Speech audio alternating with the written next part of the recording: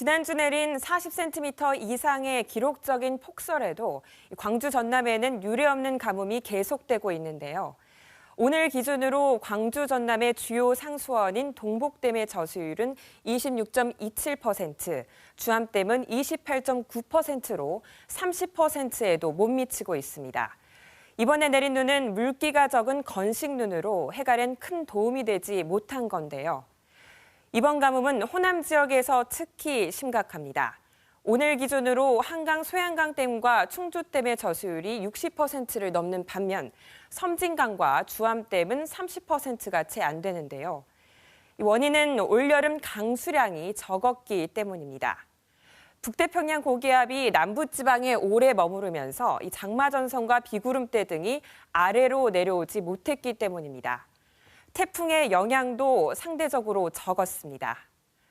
그러다 보니 올해 광주 전남 지역의 누적 강수량은 846mm 정도, 평년 대비 60% 수준에 불과해 1973년 기상관측 이래로 역대 세 번째로 낮습니다.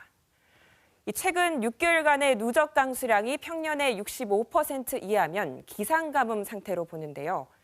올해 광주 전남의 기상가뭄 상태는 278.4일이나 기록됐습니다.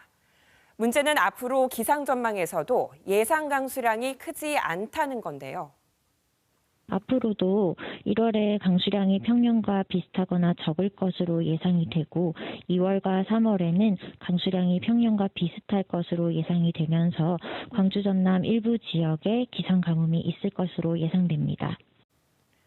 이대로 가면 광주 전남 상수원 대부분이 5월이면 고갈될 것으로 예상됩니다.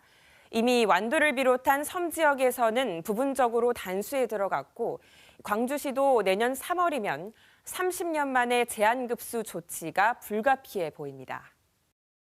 3월 1일부터 제한급수에 돌입할 수밖에 없는 상황인데 20%를 만약 도달할 수만 있다면 제한급수 없이 우리는 7월 비 내린 시간까지. 지난 8월 서울 수도권에 집중된 하루 400mm에 가까운 폭우.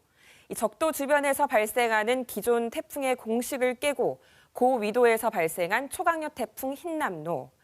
그리고 최장기간 이어지고 있는 남부지방의 가뭄과 최근까지 이어진 한파까지. 전문가들은 올해 우리나라에서 발생한 이 같은 기후 변화가 지난 2년간 태평양에서 지속되고 있는 라니냐 때문으로 보고 있는데요. 우리나라에는 차고 건조한 북풍이 불게 해서 이 광주 전남의 가뭄도 앞으로 계속될 가능성이 큽니다. 우리나라 기후변화 시나리오에서는 광주 전남의 가을철과 겨울철 가뭄이 중장기적으로 심해질 것으로 내다봤는데요. 2018년도에 지금 최장기 폭염이 있었고 2020년대에는 또 최장기 장마가 있었거든요. 극단적인 기후위기 현상들이 두드러지고 있어서 기후위기 관련된 종합적인 대책과 대응 정책, 적응 정책까지 좀 필요한 상황인 것 같습니다. 기후변화로 인한 고통과 피해는 자연뿐만 아니라 인간에게도 전해지고 있죠. 얼마 전 국가인권위원회가 기후위기는 인권의 문제라고 공식 선언한 이유기도 한데요.